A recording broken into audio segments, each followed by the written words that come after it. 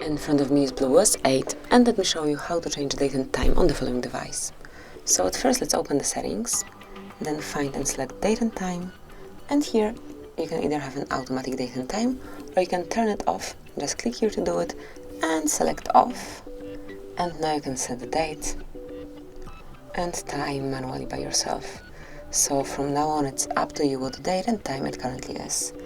Then you can also change the automatic time zone to the time zone setup manually, so just mark it and then select the one that you would like to apply. And finally, the last option is to change the format of your clock, so you can use either 24-hour format clock or 12-hour format clock, so it's up to you. Just tap it here, and this is it. That will be all. Then whenever you'd like to go back to automatic setup, just mark those switchers here, go to network or GPS provided time, and now you can smoothly use the automatic setup.